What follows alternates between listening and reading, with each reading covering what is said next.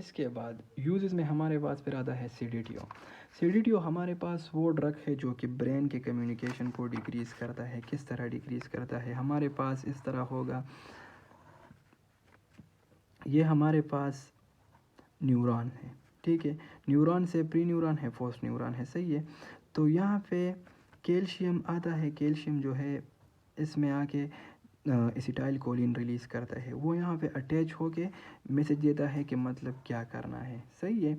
तो ये मैसेज यहाँ पे आता है और ये इस तरह मैसेज ट्रांसफ़र होता है, सेंसरी इंफॉर्मेशन ट्रांसफ़र होता है और फिर मोटर आता है। सीडीटीओस क्या करते हैं? सीडीटीओ ये ब्रेन कम्युनिकेशन को डिक्रीज़ करते हैं। मतलब ये दोनों जो कम्युनिकेशन करते हैं न्यूरॉन्स, इनको डिक्रीज़ करता है। और ये केमिकल जो है एसिटाइल कोलिन जिसको हम कहते हैं, उनको डिक्रीज़ करता है, सही है। और दूसरा क्या करता है कि एंजाइटी को डिक्रीज़ करता है।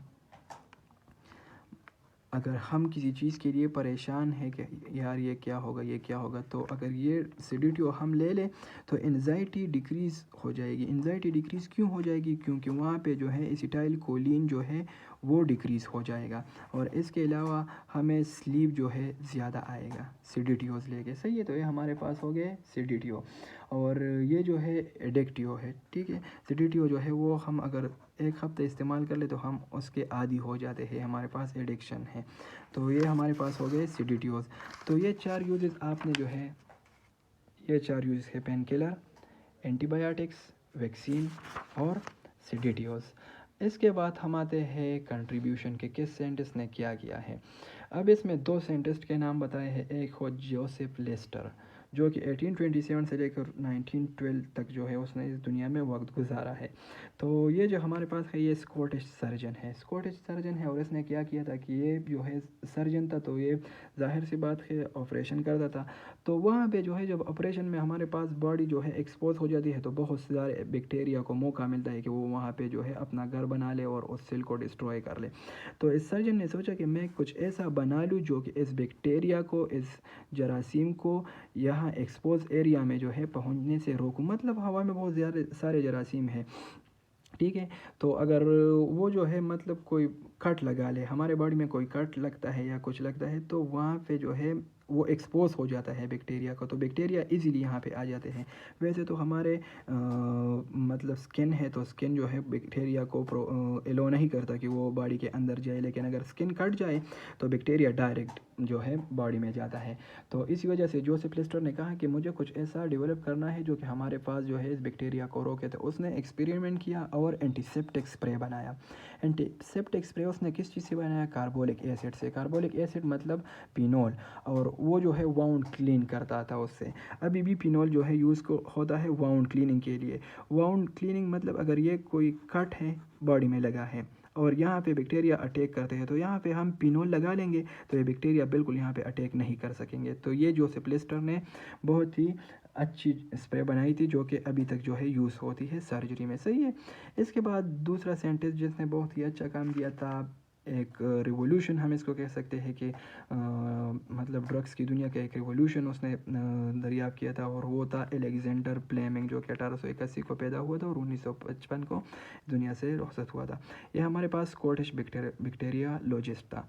इसने क्या किया, ये जो है एक पंजाई था फंगस जिसको हम कहते हैं पेनिसिलियम। ये पंजाई पेनिसिलियम पे जो है एक्सपेरिमेंट कर रहा था, और इस एक्सपेरिमेंट के दौरान ये देख रहा था कि पेनिसिलियम जो है वो कुछ सब्सटेंस जो है वो सिक्रीट करता है और वो बैक्टीरिया को किल करता है, ठीक है। ये पेनिसिलियम, इससे कुछ सब्सटेंस सिक्रीट हो रहे थे और वो बैक्टीरिया को किल कर रहे थे। तो ये एक्सीडेंटली जो है इसने ये दरियाफ़ किया कि यार पेनिसिलिन जो है वो बैक्टीरिया को स्टॉप करता है, या इसकी ग्रोथ स्टॉप करता है, या इसको किल करता है। तो इसने बताया कि स्कॉटिश बैक्टीरियोलॉजिस्ट एलेक्जेंडर फ्लेमिंग ने जो है ये बयान दिया कि पेनिसिलियम पंजाई से हम पेनिसिलिन लेते हैं जो कि हम एज ए एंटीबायोटिक यूज़ करते हैं। तो ये बहुत ही अच्छा कदम था मेडिकल फील्ड में, सही है। तो ये दोनों हमारे पास हो गए साइंटिस्ट, जोसेफ लिस्टर और एलेक्जेंडर फ्लेमिंग। एक ने जो है एंटीसेप्टिक स्प्रे बनाया और दूसरे ने जो है पेनिसिलिन डेवलप किया, ठीक है। तो ये हमारे पास हो गया कंट्रीब्यूशन इन 2 साइंटिस्ट के। इसके बाद आते हैं एडिक्टिव ड्रग्स। अब इसके बाद हमारे पास आता है एडिक्टिव ड्रग्स। एडिक्टिव ड्रग्स में हमारे पास ड्रग्स ऐसे है जो कि हम यूज़ करते हैं तो वो हमारे ब्रेन में जो है एक मतलब एक सिग्नल देते हैं। उस ड्रग्स जो है हम उसके आदी हो जाते हैं और उसके बाद हमारा जो ब्रेन का जो फंक्शन है वो डिपेंड करता है उस पर। अगर वो ड्रग्स नहीं होते तो हमारे ब्रेन जो है वो फिर अपने नॉर्मल फंक्शंस परफॉर्म नहीं करते। सही है। बहुत से ड्रग्स है जो कि परमानेंटली हमारे न्यूरल स्ट्रक्चर ब्रेन को जो है चेंज करता है। ठीक है। तो विदाउट उस ड्रग के बगैर जो है फिर हमारी ब्रेन जो है नॉर्मल फंक्शन नहीं करती और बॉडी जो है वो उस ड्रग्स को मतलब कुछ ऐसे सिम्टम्स पैदा करता है कि मतलब वो ड्रग्स मुझे चाहिए बॉडी को नॉर्मल फंक्शन परफॉर्म करने के लिए, तो उसको हम कहते हैं एडिक्टिव ड्रग्स। सही है। तो अभी जो है और ड्रग्स बंद क्यों लेते हैं, तो इसलिए लेते हैं कि मतलब कोई ट्रोमा या कोई एक्सीडेंट उनके पास हो जाता है, मतलब उनका कोई अजीज़ मर जाता है या कुछ इस तरह, और वो कहते हैं कि मैं इस दुनिया से जो है मतलब अपने आप को कुछ टाइम के लिए दूर कर दूं, और वो उस ड्रग्स को यूज़ करता है और उसकी वजह से उसको टेम्परेरी खुशी मिलती है। तो ये हमारे पास होते हैं एडिक्टिव ड्रग्स। उसमें पहले आता है सेडेटिव। सेडेटिव हमने पहले भी पढ़ा कि हमारे पास ब्रेन फंक्शन को स्लो करता है और स्लीप में जो है हमारे पास मदद देता है, यहाँ पे हमने पढ़ा। और इसके अलावा जो है हमारे पास एंजाइटी को रिड्यूस करता है। तो ये हमारे पास एडिक्टिव ड्रग्स हैं, सेडेटिव्स। दूसरा जो है हमारे पास आता है हेलुसिनेशंस। हेलुसिनेशंस जो है हमारे पास वो ड्रग्स है जो कि हमारे पास हेलुसिनेशन जो है हेलुसिनेशन पैदा करते हैं। हेलुसिनेशन अब क्या है कि डिस्टॉर्शन इन थिंकिंग, कि मतलब ये हमारे पास एक मेंटल डिसेबिलिटी काज करता है। हेलुसिनेशन ये है कि बंदा कुछ आवाज़ें सुनता है या कुछ देखता है कि यार ये हो रहा है या ये हो रहा है, और असल में वो चीज़ होती ही नहीं है। तो ये हमारे पास है हेलुसिनेशन। तो हेलुसिनेशन जो है हमारे पास हेलुसिनेशन काज करते हैं, और हेलुसिनेशन ये है कि हम एक बंदा कहता है कि मैंने यहाँ पे कुछ देखा और वहाँ पे कुछ नहीं होता, और उसकी जो है सिर्फ जहन में ये चल रहा होता है कि यहाँ पे कुछ है लेकिन वहाँ पे कुछ नहीं होता, और वो कुछ ऐसे आवाज़ें सुनता है जो कोई नहीं सुनता, और वो कहता है कि आवाज़ें जो है मौजूद है यहाँ पे लेकिन वो नहीं होते। तो ये हमारे पास आते हैं हेलुसिनेशंस में या हेलुसिनेशन में। सही है। और इसके अलावा क्या हो जाता है हेलुसिनेशन में, हमारे पास जो नॉर्मल ब्रेन फंक्शन है वो हमारे पास चेंज हो जाता है। ठीक है। जैसा कि मैंने अभी बताया कि एक प्री न्यूरॉन है, एक पोस्ट न्यूरॉन है, तो यहाँ पे जो एसिटाइल कोलिन है इसमें कुछ चेंजेस आ जाते हैं जिसकी वजह से कुछ भी नहीं होता, लेकिन बंदा कहता है कि मैंने यहाँ पे कुछ सुना, यहाँ पे कुछ देखा। तो ये हमारे पास सारे नर्व सेल्स की जो है उनकी नॉर्मल फंक्शन चेंज हो जाती है। किस चीज़ की वजह से? हेलुसिनेशंस की वजह से। हेलुसिनेशंस बंदा यूज़ करता है और उसकी वजह से उसकी नॉर्मल फंक्शन ऑफ ब्रेन जो है वो चेंज हो जाता है, जिसकी वजह से उसे हेलुसिनेशन हो जाती है कि यहाँ पे कुछ है या मुझे आवाज़ सुनाई दे रही है लेकिन वो वहाँ पे नहीं होता। तो इसमें पहले हमारे पास आता है मेरिजाना। मेरिजाना आप जो है वो आप अपने बुक में पिक्चर भी दे सकते हैं, और इसके अलावा जो है आप डिफिनीशन भी दे सकते हैं कि हमारे पास dry shredded mixture of flower होता है या stem seed and leaves of hemp plant. Hemp plant जो है कैनबिस सटाइवा हमारे पास एक प्लांट होता है जो कि आप पिक्चर में देख सकते हैं, और उनके लीव्स, सीड्स और फ्लावर और स्टेम को मिला के उनको ड्राई करके उससे ये ड्रग्स बनाते हैं, मैरिजाना ड्रग्स। ठीक है। और ये जो है या स्मोकिंग के थ्रू लेते हैं या ओरली इसको लेते हैं, और जिसकी वजह से उनको फिर वो सेंस ऑफ वेलबींग मतलब वो अच्छे फील करते हैं लेकिन कुछ टाइम के लिए। इसके अलावा हेलुसिनेशंस में दूसरा जो हमारे पास है वो सिलोसाइबिन और मेस्कलीन। ये दोनों जो है हम ओरली जो है बंदा लेता है, और सिलोसाइबिन जो है हमारे पास मशरूम से एक्सट्रैक्ट होता है, और मेस्कलीन जो है कैक्टस प्लांट से। थर्ड नंबर पे हमारे पास आता है डेक्स्ट्रोमेथर्फन। डेक्स्ट्रोमेथर्फन जो है हमारे पास कक सिरप में ज़्यादातर यूज़ होते हैं, और ये क्या करते हैं कि हेलुसिनेशन पैदा करता है, लेकिन इस तरह हेलुसिनेशन जो कि बॉडी में नहीं होते।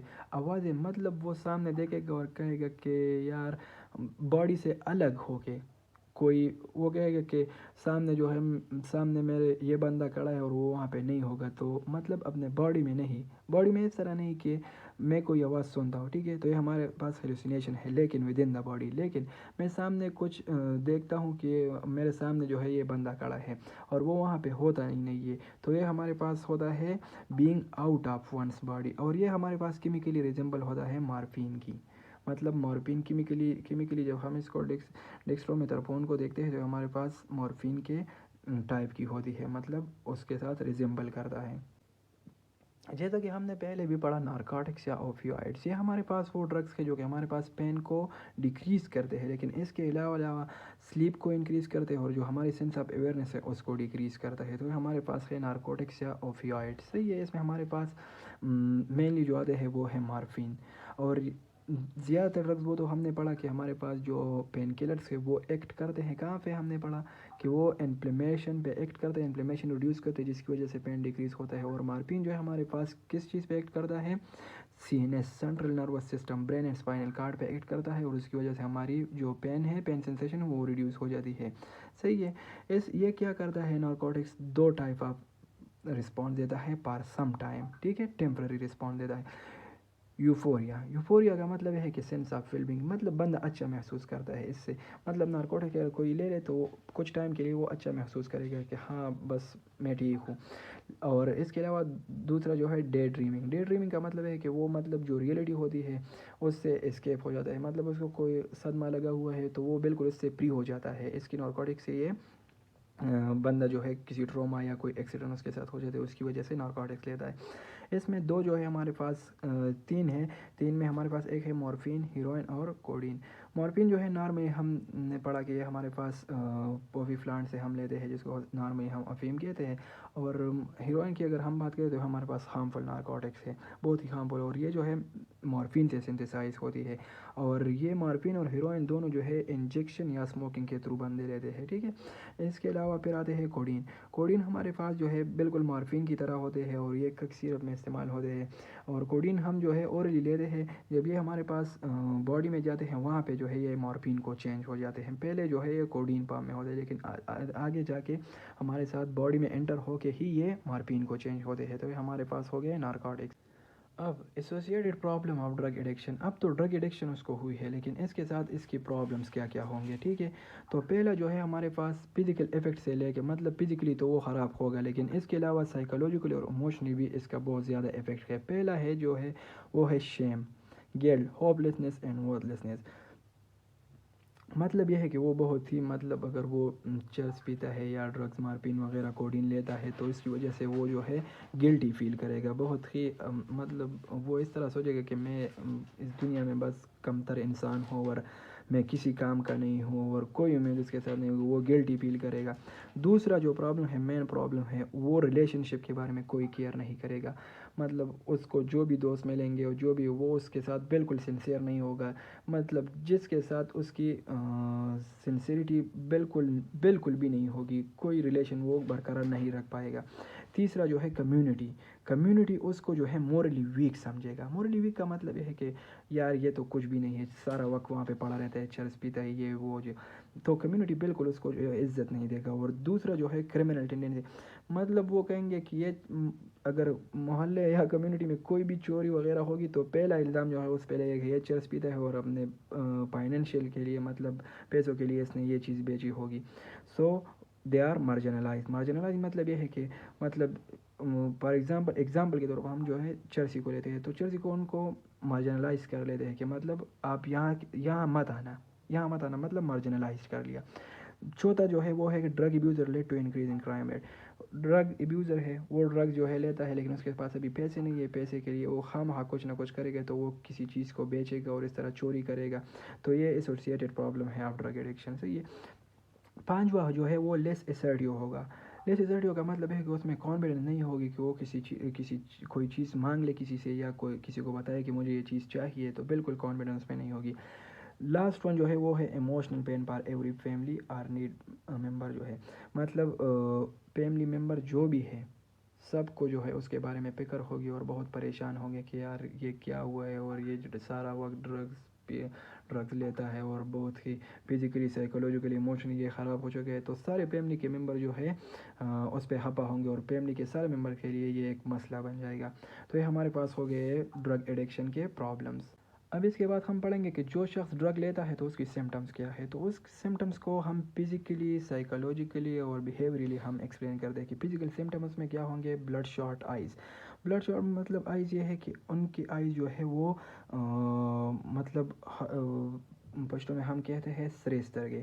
तो वहाँ पे जो है मतलब इस तरह लगेगा कि इसके आंखों में जो है खून जमा हुआ है। और इसके अलावा जो उसके पीपल है या तो बहुत ज़्यादा लार्ज होंगे या स्मॉल होंगे, सही है, नॉर्मल से या स्मॉल होंगे या लार्ज होंगे। इसके अलावा उसके एपेटाइट और स्लीप में भी चेंज आएगा, मतलब उसको भूख किसी भी वक्त भूख लग सकता है और किसी भी वक्त वो सो सकता है या उठ सकता है। इसके अलावा उसकी वेट जो है या सडन लॉस हो जाएगी या सडन गेन हो जाएगी। ये फिजिकल सिम्टम है। आप ड्रग एडिक्शन मतलब एक ड्रग कोई लेता है, सिडिटियो लेता है, मार्पिन लेता है, कोडीन लेता है, हीरोइन लेता है, अफीम लेता है, जो भी लेता है, सिडिटियो जो भी हो ओपियोइड्स में, तो वो लेता है तो उसकी वजह से या तो उसकी जो वेट है वो या गेन होगी या लॉस होगी, सही है। इसके अलावा उसकी ड्यूरेशन ऑफ फिजिकल अफेयरेंस, उसकी जो फिजिकल अफेयरेंस है मतलब वो चेंज हो जाएगी। मतलब फिजिकली अगर हम उसको देखते हैं तो उसमें बहुत ज़्यादा चेंजेस होंगे। मतलब वो तो या स्लो टॉकिंग करेगा या इस तरह कोई इस तरह अपने आप को शो करेगा। तो ये जो है फिजिकल सिम्टम्स है ऑफ ड्रग एडिक्शन। पांचवा जो है वो है unusual smell on breath, body and clothing, सही है। तो वो जो मतलब सांस लेता है उसकी वजह से उसको बहुत ही बुरा फील होगा और वो कहेगा कि यहाँ पे कुछ मतलब सड़ा हुआ है, इस तरह जो है उनको मिलेगा। इसके अलावा tremor, slurred speech and impaired coordination. Physical में ये है कि वो जो है काम पेगा, ट्रेमर्स उस पे आएंगे। स्लर्ड स्पीच वो जो है स्पीच की जो रिपीटेटिव है, अभी जो मैं जैसे बोल रहा हूँ तो वो इस तरह नहीं बोल सकेगी क्योंकि वहाँ पे जो न्यूरॉन की जो नॉर्मल फंक्शन है वो जो है लॉस हो चुकी है। और इसके अलावा एम्पेयर कोऑर्डिनेशन का मतलब है कि वो बात नहीं कर पाएगा। जो कोऑर्डिनेशन है कि मतलब मैं कोई चीज़ उठाता हूँ, अब ये मैं जो है ये पेज जो है यहाँ से उठाता हूँ, तो ये हमारे कोऑर्डिनेशन है कि मतलब यहाँ पे जो है मेरे ब्रेन ने सिग्नल दिया मेरे हाथ को कि इस पेज को जो है उठाओ, लेकिन मैं जब ये उठाता हूँ तो ये हमारे पास हो गया कोऑर्डिनेशन। मतलब सारे सिस्टम मिलके एक काम करते हुए हमारे पास कोऑर्डिनेशन होगा। लेकिन जो शख्स ड्रग लेता है, एडिक्टिव हो जाता है, तो उसमें कोऑर्डिनेशन जो है इम्फेक्ट होगा। इसके अलावा बिहेवियर उसकी बिहेवियर में क्या क्या चेंजेस आएंगे। अगर वो किसी स्कूल में जाता है या किसी वर्क प्लेस में जाता है तो वहाँ पर उसकी अटेंडेंस कम हो जाएगी। कम क्यों हो जाएगी? क्योंकि उसका दिल नहीं लगेगा वहाँ पे। और इसके अलावा वर्क जो है वो काम में भी उसका जी नहीं लगेगा, ठीक है। दूसरा जो इसमें आएगा अनएक्सप्लेन नीड फॉर मनी। वो उसकी पैसों की ज़रूरत होगी लेकिन वो एक्सप्लेन नहीं कर पाएगा कि मुझे क्यों पैसों की ज़रूरत है, क्योंकि वो ज़ाहिर सी बात है कोई भी उसको पैसे नहीं देगा क्योंकि सबको पता है कि वो इसे मार्फिन या कोडीन खरीदेगा, ठीक है। तीसरा पॉइंट हमारे पास आता है कि sudden change in hobbies and friends. उसकी हॉबीज़ जो नॉर्मल होगी और जो फ्रेंड्स होंगे वो सारे चेंज, मतलब बस वो जल्दी जिससे उसकी मतलब होगी या जिसके पास मतलब वो चरस वगैरह पीता है तो उसके साथ उसकी दोस्ती बढ़ेगी और जिसके साथ नहीं होता तो उसके साथ दोस्ती ख़त्म होगी। इंगेज इन सीक्रेट और सस्पिशियस बिहेवियर, उसकी जो बिहेवियर होगी वो ऐसे मशकूक होगी। मतलब ये है कि वो रास्ते में चलेगा तो इर्द गिर्द देखेगा कोई मुझे देख रहा है और कोई क्या सोच रहा है या कोई, तो इस तरह इसकी बिहेवियर में भी चेंज आएगी। इसके अलावा वो जो है ट्रबल, फाइट या एक्सीडेंट में जल्दी जो है अपने आप को इन्वॉल्व करेगा। मतलब अगर कोई उसको थोड़ी सी बात भी कहे तो वो डायरेक्ट लड़ना शुरू करेगा, तो ये बिहेवियर में उसकी चेंजेस आएगी। साइकोलॉजिकल क्या होगा, उसकी पर्सनालिटी और एटीट्यूड में चेंज आएंगे, ठीक है। इसके अलावा सडन मूड स्विंग होगा, या तो बहुत ज़्यादा खुश होगा और डायरेक्ट जो है एंग्री हो जाएगा, या एंग्री होगा डायरेक्ट खुश हो जाएगा, तो इस तरह उसकी सडन मूड स्विंग होंगे। इसके अलावा लैक ऑफ मोटिवेशन ये है कि मतलब वो जो है किसी काम का नहीं रहेगा, मतलब उसमें कोई मोटिवेशन ही नहीं होगी, वो अपने आप को वर्थलेसनेस अपने दुनिया का जो है बहुत ही कम तर इंसान समझेगा और कुछ भी नहीं करेगा। इसके अलावा fear and anxious for no reason, कोई भी रीज़न नहीं होगी लेकिन उसको डर सा लगा होगा कि यार क्या हो रहा है, कोई कुछ कह ना दे, कोई झगड़ा ना करे मेरे साथ, इस तरह उसको पेयर हो गई। तो हमारे पास साइकोलॉजिकल है। तो ड्रग एडिक्शन के सिम्टम्स फिजिकली हमने पढ़े, बिहेवियरल पढ़े और साइकोलॉजिकल पढ़े, तो हमारे पास सिम्टम हो गए। अब हम आते हैं एंटीबायोटिक्स की तरफ। बिस्मिल्लाहिर्रहमानिर्रहीम। आज हम पढ़ेंगे एंटीबायोटिक्स। फार्माकोलॉजी में चैप्टर 18 का ये लास्ट टॉपिक है एंटीबायोटिक्स। एंटीबायोटिक्स हमारे पास ड्रग्स होते हैं जो कि हम देते हैं अगेंस्ट बैक्टीरिया। फॉर एग्ज़ाम्पल ये हमारे पास जो है पार्ट ऑफ बॉडी है और इसमें बैक्टीरिया एंटर हुए हैं, सही है। तो बैक्टीरिया एंटर होते ही एंटीबॉडीज सीक्रेट होती है, लेकिन वो एंटीबॉडीज़ इतने डेवलप नहीं होते कि वो इस बैक्टीरिया को बॉडी से रिमूव कर ले या इसको डिस्ट्रॉय कर ले। तो इसलिए हम जो है एंटीबायोटिक्स लेते हैं, एक्सटर्नल एनवायरनमेंट से हम एंटीबायोटिक्स लेते हैं, ड्रग लेते हैं जो कि इस बैक्टीरिया की ग्रोथ को स्टॉप करते हैं या इस बैक्टीरिया को मुकम्मल तौर पर डिस्ट्रॉय करते हैं। तो इसमें दो बातें हैं, एक स्टॉपेज है और एक डिस्ट्रॉय है। तो स्टॉपेज में है कि मतलब इसकी ग्रोथ जो है कुछ टाइम के लिए स्टॉप हो जाती है। बैक्टीरिया डिवाइडिंग, ये बैक्टीरिया है, ये 2 सेल में डिवाइड हो गया, इस तरह ये 4 सेल में डिवाइड हो गया। तो इस तरह इसकी डिवीजन जो होती है बैक्टीरियोस्टेटिक इसको हम कहते हैं, इसकी ग्रोथ जो है वो स्टॉप होती है। और बैक्टीरियोस्टेटिक में कौन कौन से एंटीबायोटिक्स आते हैं ये हम बाद में पढ़ेंगे। तो बैक्टीरियोस्टेटिक फंक्शन ये है कि ये इसकी ग्रोथ को स्टॉप करेगा। ग्रोथ को स्टॉप करने का मकसद ये होता है कि तब तक इम्यूनिटी खुद को डेवलप कर लेता है और इस बैक्टीरिया को जड़ से उखाड़ दे है और इसको डिस्ट्रॉय कर दे है। सही है, इसमें पोर्स बनाते हैं और इस तरह मैकेनिज्म करके इसकी सिलवाल को 3 मैकेनिज्म की वजह से इसको डिस्ट्रॉय करते हैं। फर्स्ट वन, इसकी सिलवाल पे एक्ट करते हैं। बैक्टीरिया सिलवाल जो कि पेप्टिडोग्लाइकेन से बना होता है इसको डिस्ट्रॉय करते हैं। नंबर सेकंड टाइप वो होते हैं जो कि डीएनए सिंथेसिस स्टॉप करते हैं। डीएनए सिंथेसिस स्टॉप करके बैक्टीरिया, जब डीएनए डिवाइड नहीं होगी तो डिवीजन नहीं होगी और इस तरह बैक्टीरिया जो है वो रिमूव हो जाएगा बॉडी से। और थर्ड वन जो इसकी स्पेशल एंजाइम है जो कि इनके ग्रोथ के लिए रिक्वायर्ड होते हैं उनको स्टॉप कर दे। तो ये 3 तरीकों से जो है बैक्टीरिया की स्टॉपेज या इसकी डिस्ट्रॉय जो है होती है। तो एंटीबायोटिक में एक हो गया हमारे साथ बैक्टीरियोस्टेटिक। बैक्टीरियोस्टेटिक वो होता है जो कि स्टॉप ग्रोथ ऑफ बैक्टीरिया, सही है, इसकी ग्रोथ को स्टॉप करते हैं। और बैक्टीरियोसाइडल वो होता है जो कि बैक्टीरिया को किल करते हैं। ये दोनों हो गए। अब हमारे पास आते हैं एंटीबायोटिक। पहला नंबर पर है सल्फोनामाइड। सल्फोनामाइड अगर हम देखें लेवोफ्लॉक्सासिन, ओफ्लॉक्सासिन, नोफ्लॉक्सासिन, ये हमारे पास जो है ज़्यादातर यूज़ होते हैं अगेंस्ट बैक्टीरिया, जो कि एंटीबायोटिक है, आप किसी भी घर में देख सकते हैं। और ज़्यादातर सल्फोनामाइड जो है हम यूरिनरी ट्रैक्ट इन्फेक्शन में जो है देते हैं। ये हमारे पास बैक्टीरियोस्टेटिक है। बैक्टीरियोस्टेटिक का मतलब है कि सल्फोनामाइड इस बैक्टीरिया की ग्रोथ को स्टॉप करेगा। सही है, हमारे पास बैक्टीरिया है, इसकी जो डीएनए जो है डिवाइड होती है तो इसको ये स्टॉप करेगा सल्फोनामाइड। और इस तरह जब ये कुछ वक्त के लिए स्टॉप हो जाता है तो इम्यूनिटी खुद को डेवलप कर लेता है तब तक, और इसकी जो मुकम्मल इसमें पोर्स बना के फिर इसको किल करता है। तो सल्फोनामाइड का काम है सिर्फ बैक्टीरियोस्टेटिक, सिर्फ बैक्टीरिया के ग्रोथ को स्टॉप करता है। इसके बाद हमारे पास आते सल्फोनामाइड हम ज़्यादातर जो है यूरिनरी ट्रैक्ट इन्फेक्शन, यूटीआई जिसको हम कहते हैं, और नमूनिया में जो है देते हैं, जो कि 2 बीमारियों में मेन सल्फोनामाइड यूज होते हैं। और सल्फोनामाइड आप घर में देख ले, अगर आप किसी से मांग ले कि एंटीबायोटिक मुझे दे दे तो उसमें आप देखेंगे कि इसका जो सफिक्स होगा, बहुत से इसमें आएंगे, लेकिन प्लॉक्सासिन जो है इसका सफिक्स है, ये हा होगा, या लियोफ्लॉक्सासिन होगा, या नियोफ्लॉक्सासिन, या ओफ्लॉक्सासिन, ये सब जो है सल्फोनामाइड में आते हैं। इसके बाद हमारे पास आते हैं टेट्रासाइक्लिन। टेट्रासाइक्लिन हमारे पास ये भी बैक्टीरियोस्टेटिक है, सही है। और टेट्रासाइक्लिन जो है हमारे पास बैक्टीरियोस्टेटिक सिर्फ स्टॉप ग्रोथ, जो कि बैक्टीरिया की ग्रोथ है उसको स्टॉप करता है। इसके अलावा टेट्रासाइक्लिन के बारे में अगर हम और पढ़ ले तो ये हमारे पास जो कि स्पीशी है बैक्टीरिया से हमारे पास एक्सट्रैक्ट हुआ है, जिसको हम स्ट्रेप्टोमाइसिस कहते हैं। स्ट्रेप्टोमाइसिस बैक्टीरिया से हमारे पास डिराइव हुआ है। और टेट्रासाइक्लिन जो है हमारे पास किस चीज़ में होता है, सेनस में हम ये देते हैं, सेनस में। और इसके साथ एयर इन्फेक्शन जो होते हैं उसमें हम ये ज़्यादातर देते हैं, और यूटीआई में देते हैं। इसके अलावा स्किन इन्फेक्शन जो होते हैं उसमें हम ये देते हैं। तो ये हमारे पास जो है टेट्रासाइक्लिन हम देते हैं। लेकिन ये टेट्रासाइक्लिन हमें 8 साल से जो कम बच्चे होते हैं उनको कभी भी नहीं देना चाहिए, क्योंकि टेट्रासाइक्लिन ज़्यादातर किस चीज़ पे एक्ट करता है, ये हमारे जो दांत है इस पर एक्ट करता है और इसकी कलरेशन को चेंज करता है। तो टेट्रासाइक्लिन इसको केयरली जो है यूज़ करना है अकॉर्डिंग टू डॉक्टर प्रिस्क्रिप्शन।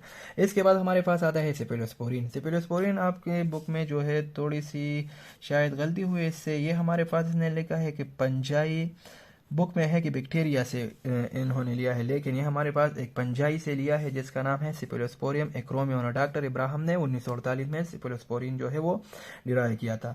और इस तरह सेफेलोस्पोरिन जो है हमारे पास क्या है, बैक्टीरियोसाइडल है। सेफेलोस्पोरिन बैक्टीरियोसाइडल है, टेट्रासाइक्लिन सल्फोनामाइड बैक्टीरियोस्टेटिक है।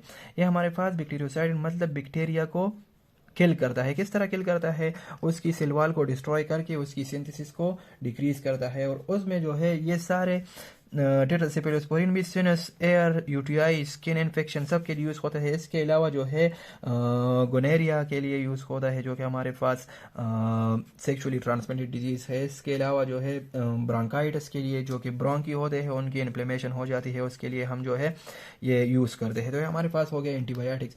अब इसके बाद आता है एंटीबायोटिक रेजिस्टेंस की, मतलब एंटीबायोटिक्स हमारे पास तो हो गए, लेकिन इसको रेजिस्टेंस, ये एंटीबायोटिक्स ज़्यादातर बैक्टीरिया इसको रेजिस्टेंस करते हैं। जब हम कोई, मतलब हमारे पास एक डिजीज़ आया है, बैक्टीरिया आया है, उसके लिए हम कोई मतलब ड्रग्स यूज़ करते हैं। अगर सेफलोस्पोरिन में हमारे पास फिर 5 क्लासेस है, 5 क्लासेस है इसके थ्रू जो है हम, और थर्ड क्लास जो है इसमें 5 क्लास ये आप आगे पढ़ेंगे। फर्स्ट क्लास जो है अगेंस्ट निगेटिव ग्राम बैक्टीरिया, और दूसरा जो है वो positive gram bacteria, third class जो है पॉजिटिव निगेटिव ग्राम बैक्टीरिया, इनके खिलाफ यूज़ होता है। लेकिन अगर कोई डिजीज़ आए है और हम डायरेक्ट फोर्थ जनरेशन वाले सेफलोस्पोरिन दे दे, उसको एंटीबायोटिक दे दे, तो जब 4th जनरेशन वाले हमने दे दिए, सही है, तो ये बैक्टीरिया जो है ख़त्म हुआ, ठीक है, ये तो ख़त्म हुआ। लेकिन जब हमारे पास दूसरा बैक्टीरिया आ गया और हमने फिर 3rd जनरेशन वाले दे दिए, 3rd जनरेशन में हमारे पास आते हैं सिफिक्सिम। सिफिक्सिम आपने ज़्यादातर देखा होगा, ये जो है हमारे पास ज़्यादातर यूज़ होते हैं, सही है। तो ये हमारे पास आते हैं 3rd जनरेशन में। तो जैसे ही हमने ये दी थी, तो फिर इस बैक्टीरिया पे ये एक्ट नहीं करेगा, और ये बैक्टीरिया इसको रेजिस्टेंस करेगा, क्योंकि ऑलरेडी हमने हाई ग्रेड वाले दिए हैं। तो फिर इसको जो है ये रेजिस्टेंस करेगा, और इसके नतीजे में ये एक प्रोटीन प्रोड्यूस करेगी ये बैक्टीरिया, जिसको हम कहते हैं पेनिसिलिनेज। पेनिसिलिनेज जो है वो सिक्रेट करेगा, और ये एंटीबायोटिक जो है फिर इस पे एक्ट नहीं कर सकेगा। तो ये हमारे पास होगा एंटीबायोटिक रेजिस्टेंस के, मतलब एंटीबायोटिक रेजिस्टेंस ये है कि बैक्टीरिया जो है उसके ज़रिए से किल नहीं होते, सही है। इसके बाद हमारे पास आता है वैक्सीन। वैक्सीन हमने पहले भी पढ़ा, और अभी भी वही एक्सप्लेनेशन है कि हमारे पास डेड माइक्रो ऑर्गेनिज्म होते हैं, जो कि हमारे पास जो पोलियो है या इन्फ्लुएंजा है, उसके खिलाफ जो है यूज़ होते हैं, और उनसे हमको बचाते हैं। मतलब BCG अगर हमने पहले भी पढ़ा, ये हमारे पास जो है TB के लिए होता है, पोलियो वैक्सीन होता है। तो ये हम सब देखे क्या करते हैं कि उसकी इम्यूनिटी को डेवलप करते हैं इससे, और उसकी वजह से हमारे बॉडी में जो भी मतलब डिजीज़ आते हैं, तो उसको ये जड़ से उखाड़ दे, और इस तरह जो है हमारे बॉडी की हिफाजत करता है। तो ये था वैक्सीन पे, यहाँ हमारा लास्ट टॉपिक था, और यहाँ तक जो है आपका चैप्टर द एंड हो गया। तो जो भी टॉपिक, अगर आपको आगे जो जिस टॉपिक में भी मसला हो, तो आप मुझे बता दीजिए, मैं इससे बेहतर कोशिश करूँगा कि इससे बेहतर एक्सप्लेन कर लूँ, और इंशाल्लाह आपको कोई भी मसला नहीं होगा। इसके अलावा अगर इस वीडियो में भी कोई मसला हो, तो आप मुझे बता दीजिए, मैं फिर से उसको एक्सप्लेन करूँगा इंशाल्लाह। Thank you.